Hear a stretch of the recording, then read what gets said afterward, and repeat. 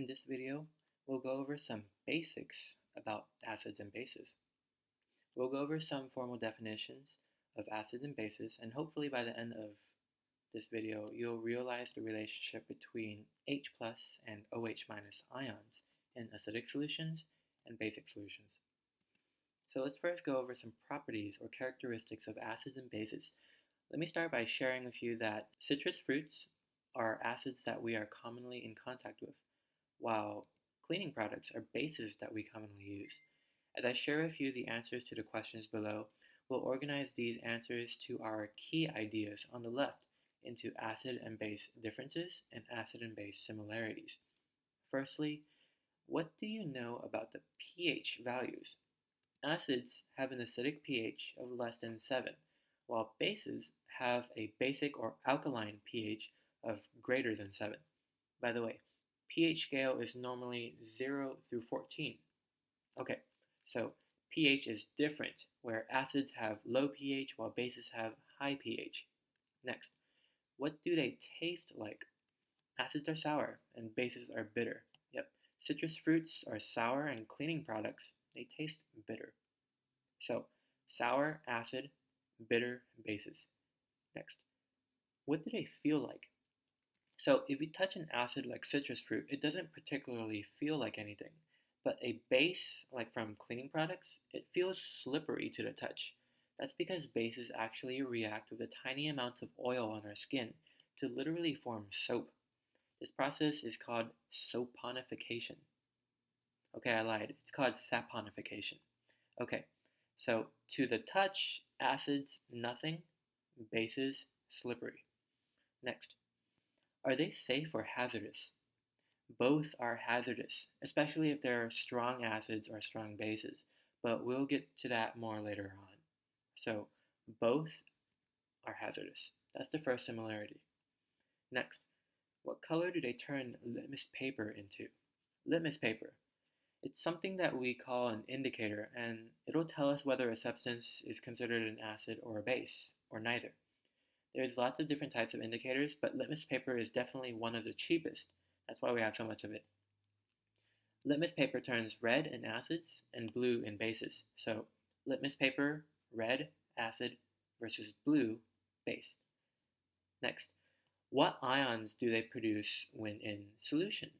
Acids produce H plus ions, and bases produce OH minus ions in water. There is something super important that I want to point out right now. From now on, if you see H plus or H3O plus, please know that they're literally the same thing. They're synonymous. That's because H plus in water will combine with water to form H3O plus. H plus is either called hydrogen ion or proton, while H3O plus is called a hydronium ion. But again, they're the same thing and are interchangeable.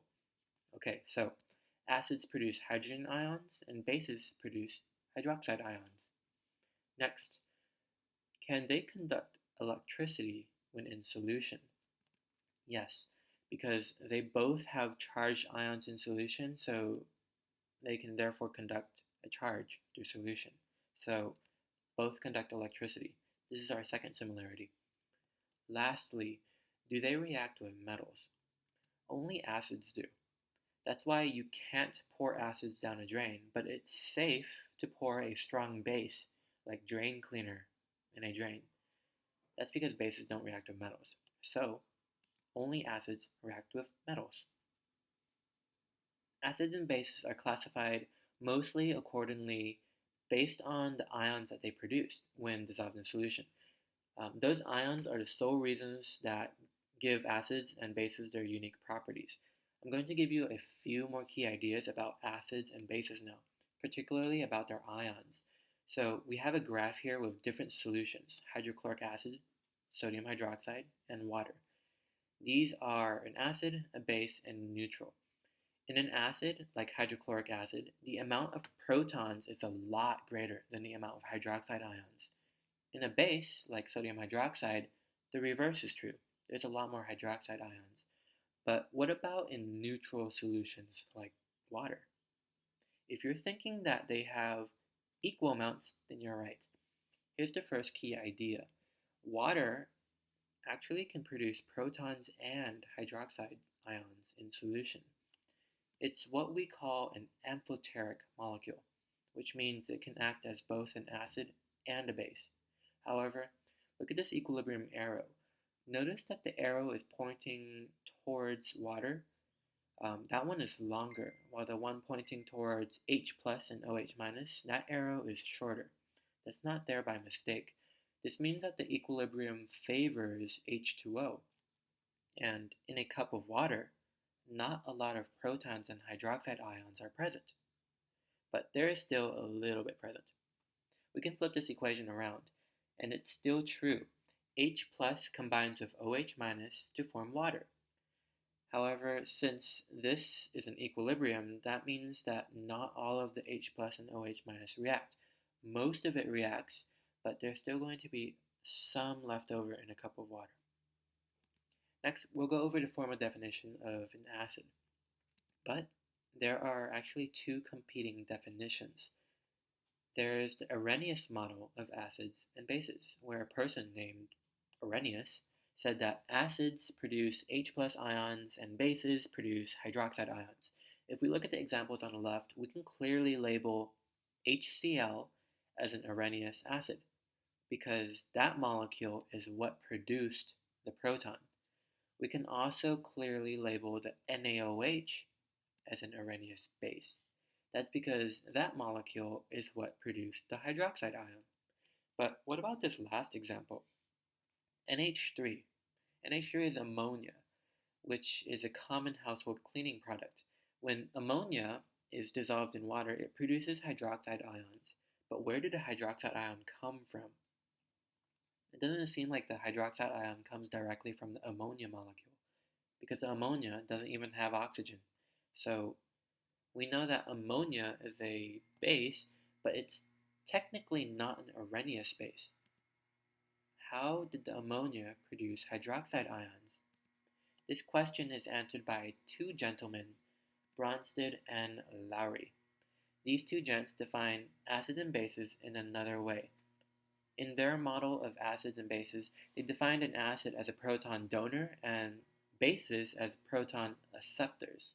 So their base definition is the biggest difference between the two, the Arrhenius model and the Bronsted-Lowry model. Now, if you look at the same three examples as before, the HCl is an acid because HCl donates the proton that it has to the water. Proton donor means HCl is a Bronsted-Lowry acid. In the NaOH example, NaOH is a base because it accepts a proton from the water. Proton acceptor means that NaOH is a Bronsted-Lowry base. Finally, in the last example with ammonia, NH3 is considered a base because NH3 accepts a proton from water. Proton acceptor means that NH3 is a Bronsted-Lowry base.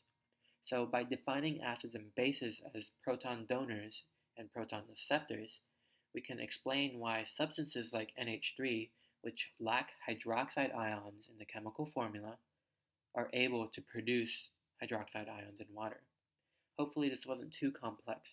If it was, then I want your take-home message to be that acids produce H plus ions in solution, which are called protons and hydrogen ions, while bases produce OH minus ions in solution, which are called hydroxide ions. Okay, this last thing is going to be short. Notice that the acids in these two chemical equations produce multiple protons. That's because carbonic acid has 2 protons in its chemical formula, and phosphoric acid has 3 protons in its chemical formula. Same thing for these bases. These bases produce multiple hydroxide ions. That's because magnesium hydroxide has 2 hydroxides in its formula, and aluminum hydroxide has 3 hydroxides in its formula. These acids and bases are known as polyprotic acids and polyprotic bases, which means that they can produce more than one proton or hydroxide ion, respectively. I have a short practice for you to do. After you do it, I'll give you some feedback.